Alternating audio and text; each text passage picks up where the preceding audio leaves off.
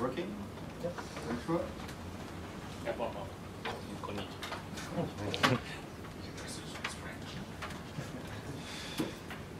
So today is for Open World.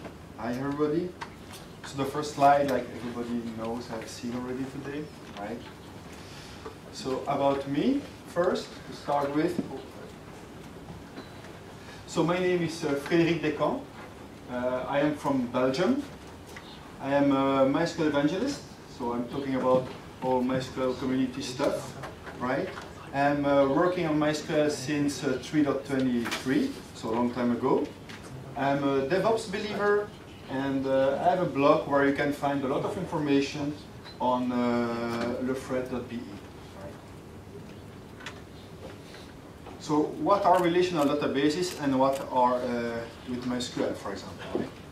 So in relational databases, what is very important is the data integrity. Right?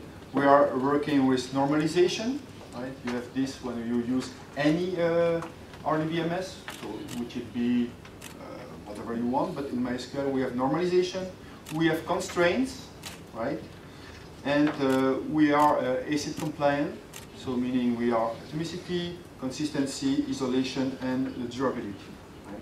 So this is all thing we really need in the MySQL relational databases. So we are full ACID compliant. We have these transactions.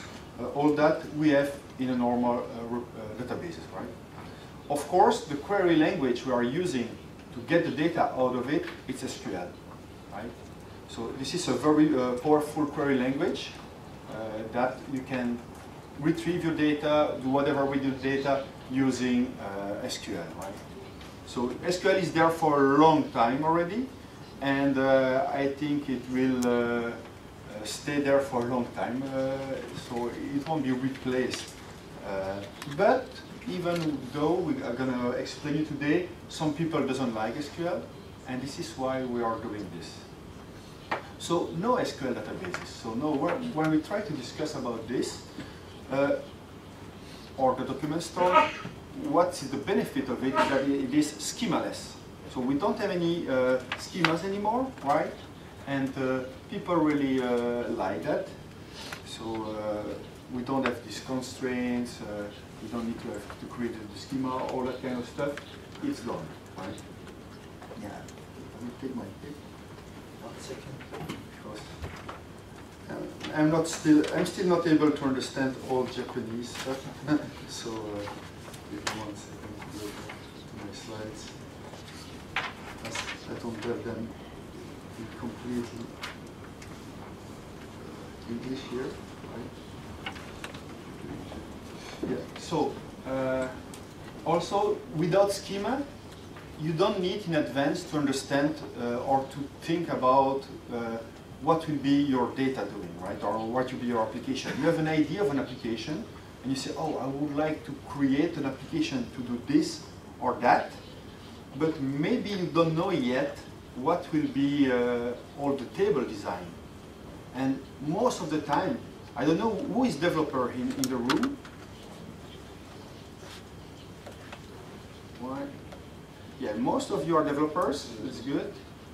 Who is DBA? Yeah, also good.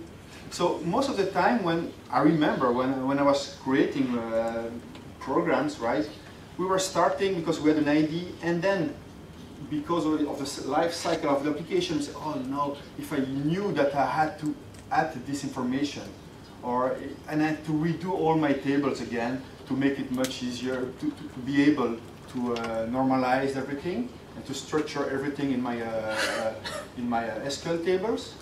With documents, you don't need to do that. With documents, you don't have schema, you just say, oh, now I need to have this column or this attribute, just add it there, and it's done. So this is very, very easy to do, right? So we have this structure that is very flexible. You can add everything you want. This is no need. So we have arrays, embedded arrays, right? And sometimes also people has data that it's impossible to normalize, or it's very, very complicated, you can do it with no schema. You can store that data and just don't care about the normalization.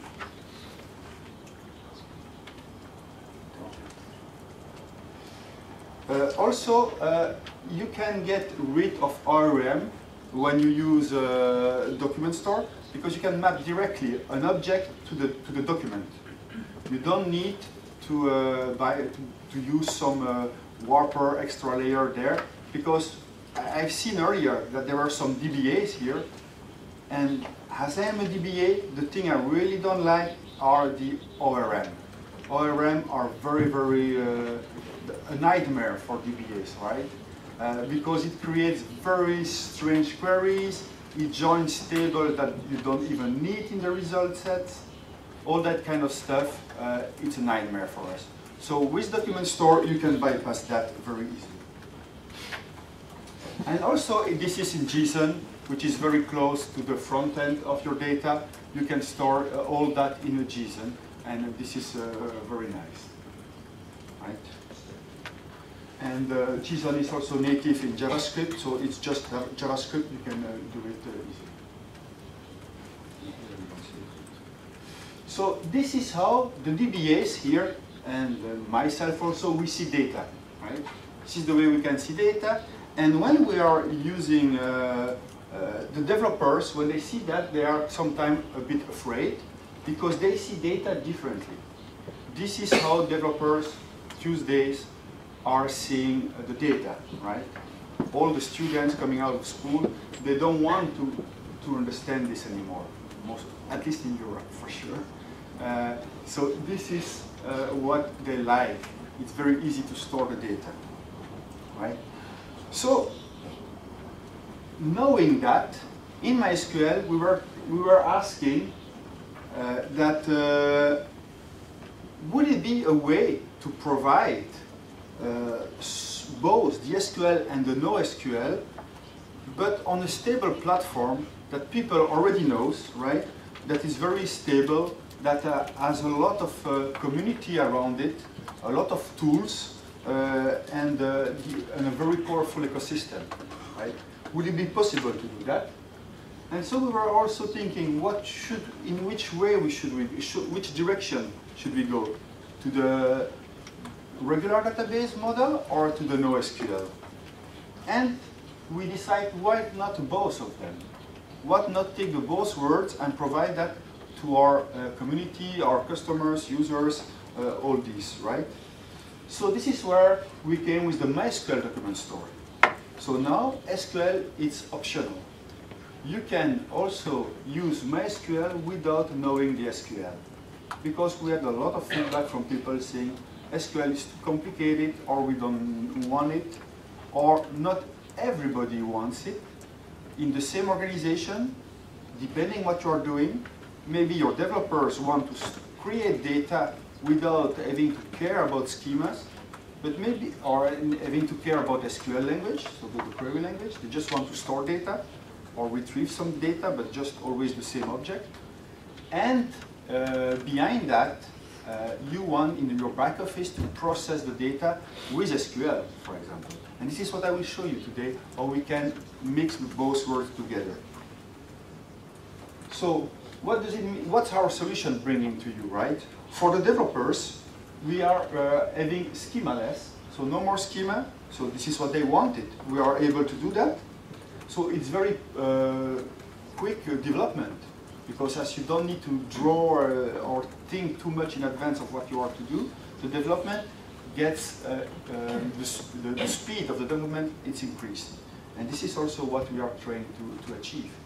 And of course, a business owner, they like that when it goes much faster. We have document model, so everything is a document, no need to think about anything else. And something very important is that MySQL brings you transactions.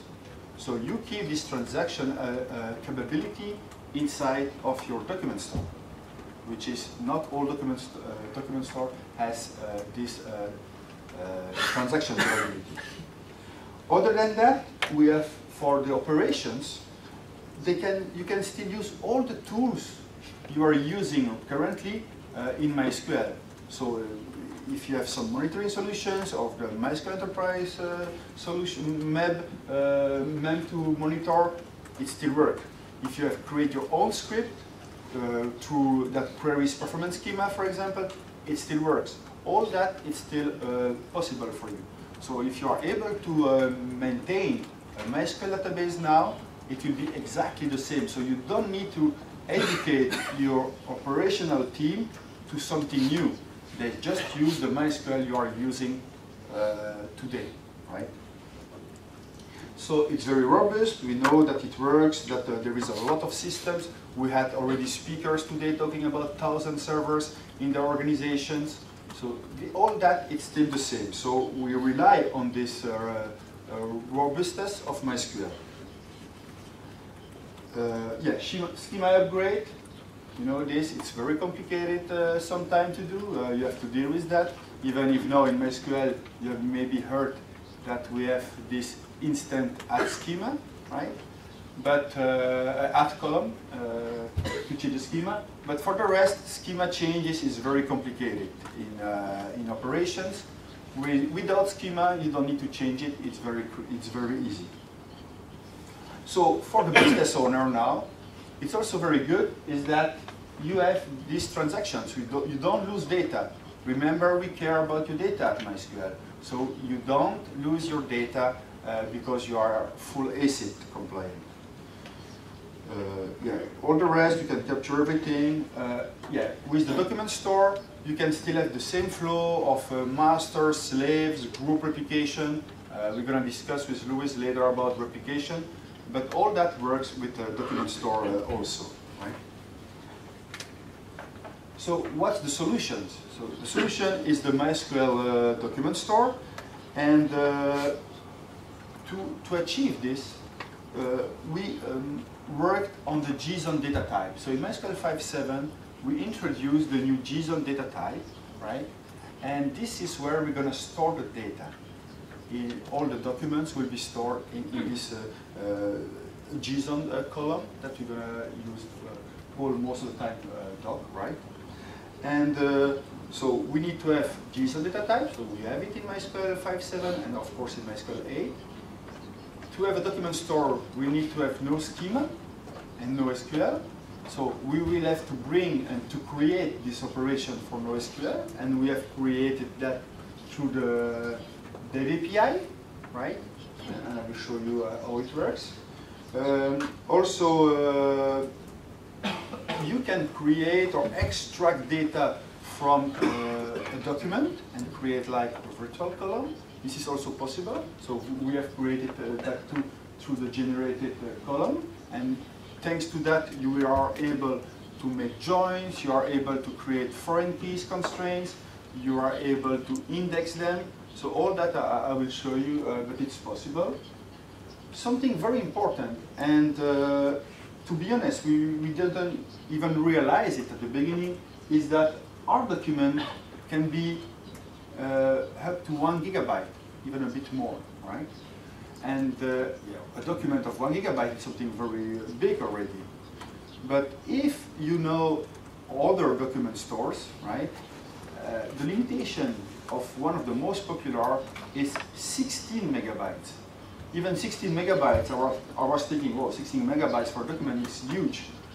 We had a lot of people coming to us and say, oh, this will save my life because my documents are bigger than 16 megabytes already. So we don't have that limitation in MySQL. So this is something very, very interesting, right? What else? Yeah. Why it is 1 gigabyte is because the max allowed packet, this is what we can go up to, right? Then we have also here we can use modern languages. So I will show you after how it looks like, right? And very easy to read, very easy to write without having to write any SQL. You can, and this is something also very interesting, you can still work with relational tables, and you can mix. So we're gonna see, I will show you that you can do whatever you want between documents and relational tables using NoSQL, or you can do documents and relational tables in SQL.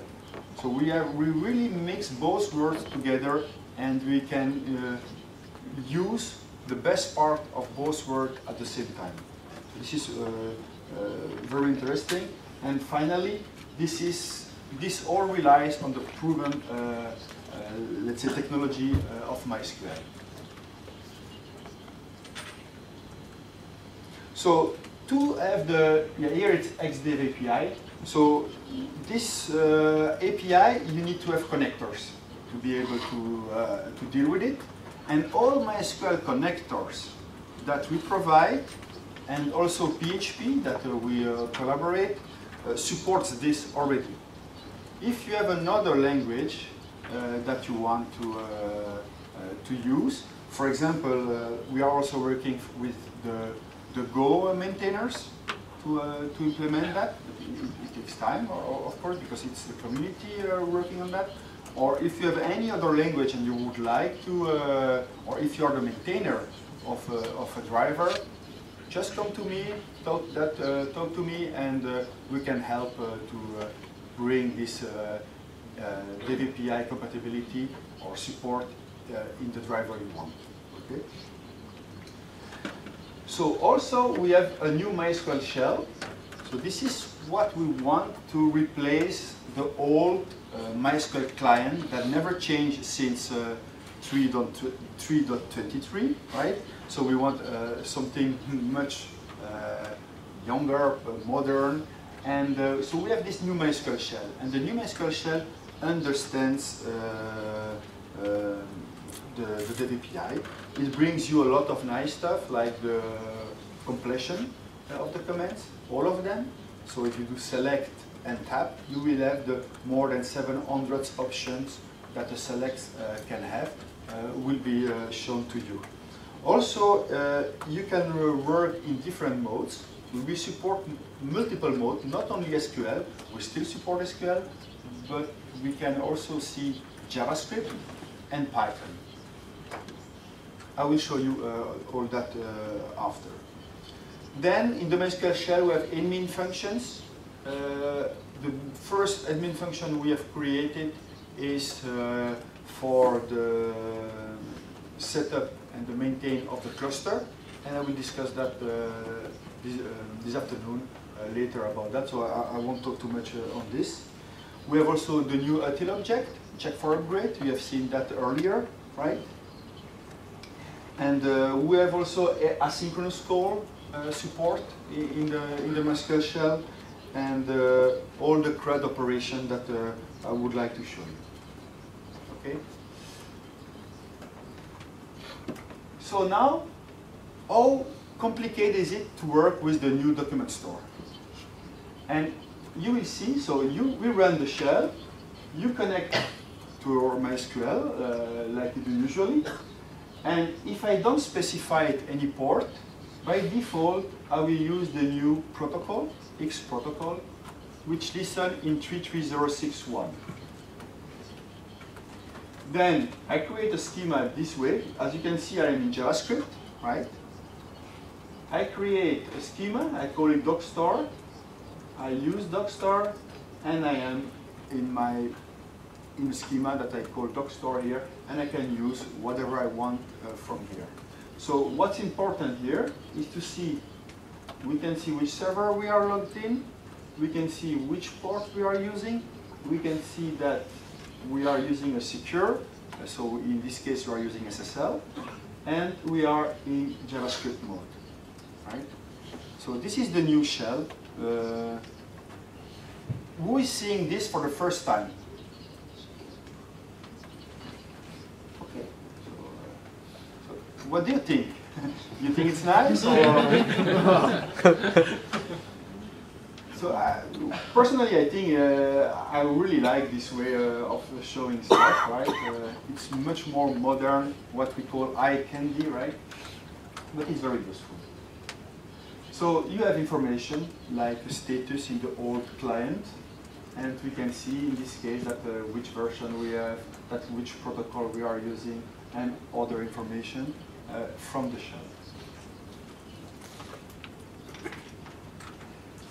So, who is using MongoDB in the audience? One person? Sorry, no, 2 persons? Okay. Yeah, it is the document store that is, let's say, open source document store that most known for the moment. It is also the one who has the 16 megabytes limitation. And so, if I want to show you what we can do, I was thinking that the best way to do it was to use their sample collection, right? So I will use here the sample collection of MongoDB, and I will import it in MySQL to show you how it works. Okay. So this collection is called restaurants. So as also I told you that we also support Python. I will show you how it works with Python, just for so you have extra stuff to see, right? So I will dump the data into a file and use the Python to load it back in MySQL. So yeah, this example comes also from Data Charmer. It's also somebody who evangelizes a lot of MySQL, and he created this nice curl stuff for me. So I used it because it was nice. So here we have Mongo, and I just extract. But in Mongo you cannot extract everything. You see, you have to see how many. Yeah, you have a limitation of hundreds records. So you have to say, oh, I want more records. And in this case, I said, okay, give me 30,000 because it's 25, something like that, 25,000 inside of it. And then I will just remove some information that are not JSON related because it's not standard JSON, the output of it. And I put it in one file, right? So then I use Python in my shell. I said, oh, in this Python, I will import modules from my system, so from my machine, not on the server or whatever. I just import modules, Python modules that are on my machine. So JSON, regular expression. Then I open the file, check put the JSON data in, put it inside of a record, and then I just add it, right? Just doing this, import all my documents in MySQL in this amount of line from the shell, not even a program or a script. Of course, you can make a program or a script of it, but all from the shell, I was able to load all the data from MongoDB to MySQL. I think it's quite good, right? So now we have the data. I want to show you how we can access the data, right? Because if not, it doesn't make sense. So this is Crud Operations. So the find is the first one to retrieve the data. And as there is a lot of records, I will try to limit to some of them, right? Because it's too much. So in this case, yeah, sorry, it's find limit 1, the first document, right? And this is all the information you have from it. So now I will say, okay, I want find, so retrieve data, just bring name and cuisine field, and the first 2. Very easy to read. Even so, if you don't know SQL, SQL is complicated to read, right? This one is very easy. And what we have, it returns the 2 rows we are looking for. We can have some criteria. So like the workflows in SQL. So in this case, I will say, okay, I want to find all the Italian restaurants and give me the first 2. This is how it works. The syntax, it's quite different. If you are the 2 people that were using MongoDB, when you are looking at this, you can say, oh, this is a bit different than what I'm using. It's true. We didn't want to copy MongoDB at all. We wanted to make life easier for our users and the developers. So this is why, if you want to retrieve this information, so the cuisine has to be French. It has not to be in Manhattan. And I want name, cuisine, and borrow, return, and limit to 2. This is the output. If I want to do exactly the same in MongoDB, I have to say I want cuisine, but I want borrowed not to be a regular expression. Then I have to say the ID, I don't want it, but I want cuisine 1, name 1, cuisine 1, borrowed 1, limit 2. To have the same output. We think this is more confusing. I don't know, what do you think? But for us, this is more confusing. So we went to this syntax. We can do other operations. You will have the slides. I won't go through all of them, but which is important is that we can remove data just doing remove.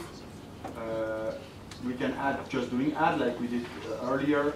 So this is all the CRUD operation we have. Add a document, modify a document, so you can update, change whatever you want in the document, remove a document, all that very easily with the CRUD operations.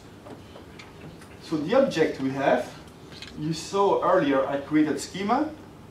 We had a collection where we had this restaurants collection, where we can add records, find records, remove records, modify records. But with the CRUD operation, you can also work on tables, regular tables. It's possible also. So you just say, okay, I want to insert, select, update, delete with CRUD operation. It's very nice. Something also very important is that document store is full ACID compliant, right? So I don't know if you know InnoDB, but InnoDB is our main engine in MySQL. I would say it's the only engine you should use. Sorry for the people who are using MySQL, right? I know there are some, but you should go for InnoDB, right? So if you want, by default, we are full ACID compliant. The durability is complete. So it means that if there is a crash in the middle of anything, you never lose data. If you're interested why this is happening, I can discuss that later with you. But we have InnoDB flush log transaction commit equal 1. So every time we make a transaction, we write the data to disk somewhere. We have a double write buffer, so if we have table corruption, we check that. Binary logs are synced also to disk. And we have some different transaction isolation level that we support. All this is supported in InnoDB, and all this is also supported with document store. So in other document stores, if you have a crash, you may lose your data. Same for MySQL, right? But with InnoDB, it won't happen. And with the MySQL document store, it won't happen either. So don't forget, we care about your data. So if you don't, we do. So we don't want you to lose your data.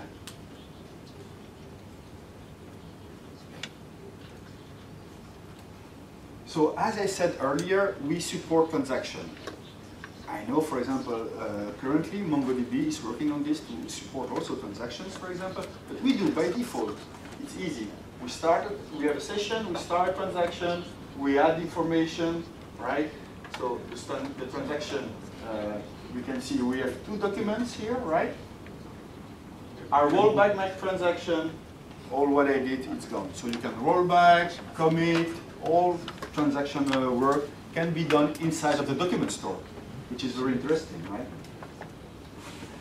So if you want to know a bit more about how this interacts with SQL, I don't have much time left, but I want to show you some nice stuff. So we need to have the JSON data type that is there from 578. We have it's in native SQL. You have function for it, but you have also, this is very important, generated virtual columns. We can work with that. We can use it to index the data, to make foreign keys on the data, to join, to do a lot of stuff on this document. And this is what I want to show you more than this. This is how it works. You have the slides, it's on the website, you will be able to find it. But all what is happening is done on the X plugin that translates everything it needs to translate. So on the server, I have created this restaurant collection. If I want to see how it looks like, this is how it looks like. Every collection has an ID and has a doc field which is JSON, right? So this is how when we create it. This ID, it's extracted from the JSON. If the JSON doesn't have an ID, it will generate one. If it has one, you can use that one.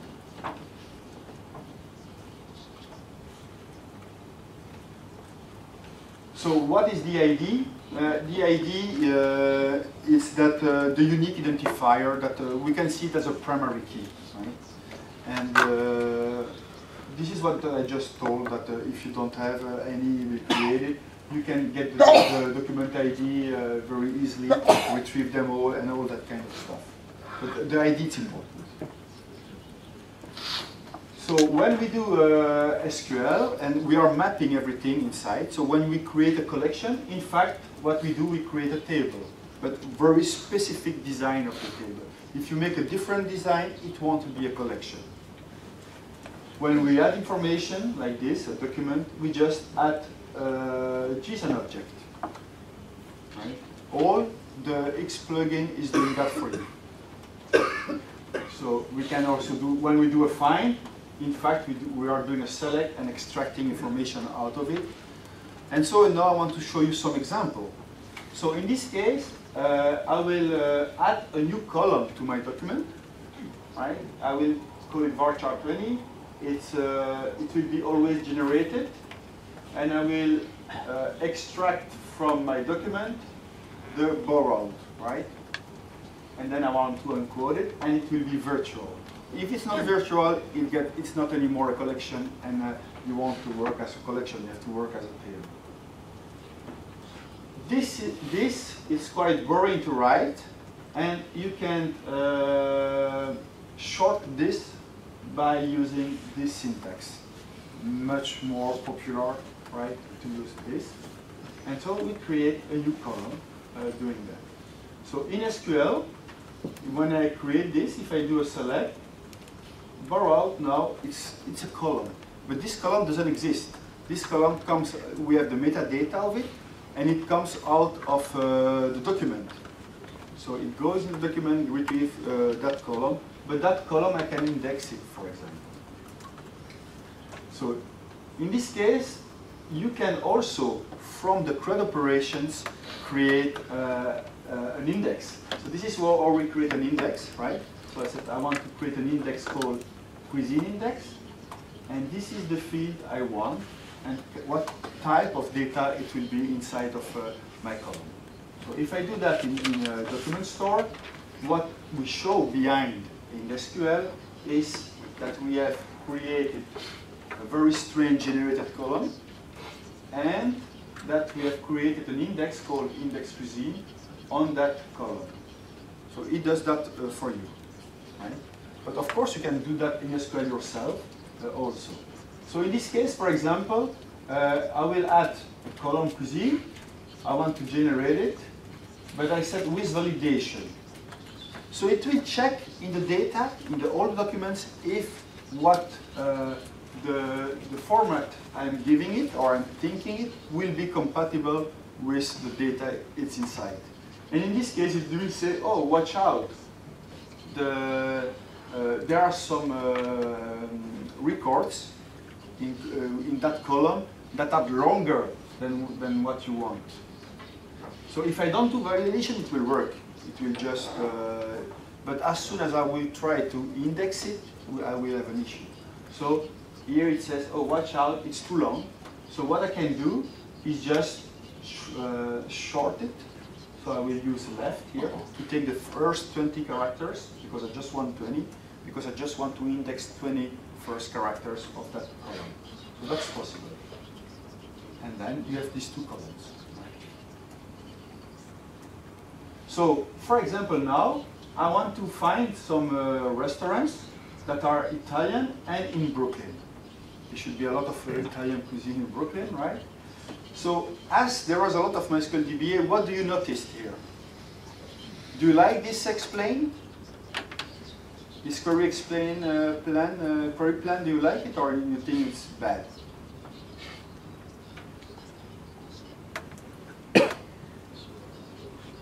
Nobody? No volunteer to tell me if it's good or wrong?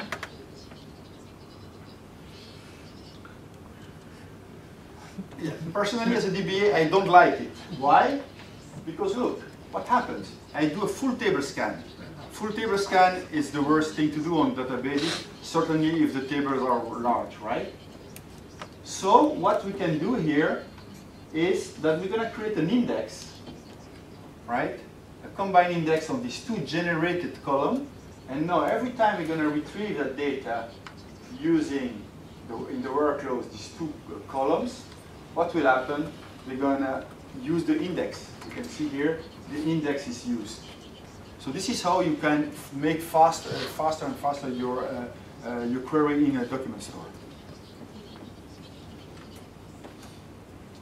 We have also arrays.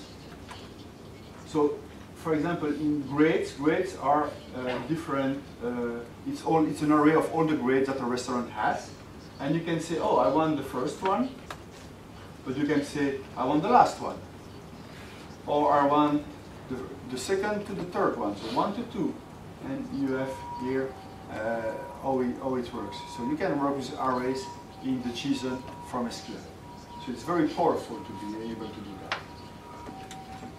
Now, before we finish, we have this JSON table, very powerful, because you can extract JSON data and put it back as a table. So, like I do here. So, I will go in the document and I will say, oh, return me, for example, the name column, and it's a chart. So I don't generate any query, any column in advance. It's just in my query that I says, I will say, oh, use this document as a table, and this is how you have to see the table, and it works. And then with doing this, you can make some, later we'll see, so here is the name, it's the same, comes out, street, zip code, it's all from the document. So this column doesn't exist, but they are, so from a JSON document, I extract it as a table. If I do that, I can make aggregation. So, and this is very powerful and very interesting, because you will be able to make some kind of analytics of your documents, some queries, some reporting in your documents. Very complicated to do in other document store on the market. Here it's possible to say, okay, give you an average rating of the restaurant. Right? Here it's even more. We use we can use window function to do it, right? And so here with the window function, we can see how it works, and we have for each cuisine the best restaurant with the best rates for each different cuisine. So it's very, if you try, I would like you, for the people using MongoDB, that you try to do this in Mongo quickly. It's quite complicated to almost impossible to get that information easily. So before we finish, I want to also show you that we can do some joins. So here I created just normal table, right? And I have some records in it. It's all the cuisine, and I have a boolean to say, oh, if I like the cuisine or not. For example, here I like Italian, Japanese, and Thai food. It's 2-1, right? And then I can say, okay, give me from the document all the cuisine that I really like, or the restaurant that I really like, and give me the first 5. And as you can see here, it returns it. So because I join it here, you can join documents and relational tables together. This is also very interesting if you want to do reporting. So your developer creates document and you create reporting stuff. If you update, change the cuisine, when you run it again, we will have different results, right? So this is very, very powerful. Also, we can, from a table, from JSON, we can create a table, but from a table after we can make a document again that you will use in your application, for example. So it is possible to go from one direction to the other direction again and again and again without problems. So here I have documents. I fake a table to be able to join them, and then I want the result to be back a document. This is possible. So conclusion, what do we gain with this? We have data integrity, ACID compliant transaction SQL from relational databases. We keep that, we have that still, right? But we also bring you schemaless, flexible data structure, and very easy to start creating applications. So our, let's say, our bet was to reach that, to bring you this, and we were able to achieve it. So as my calculator is never wrong, NoSQL plus SQL, it's MySQL now. So thank you very much. I don't know if we have time for questions. No,すみませ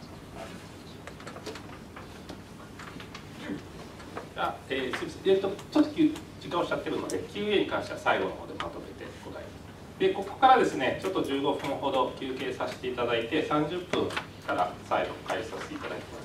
で、出ていただいたところにですね、コーヒー、皆さんだいぶ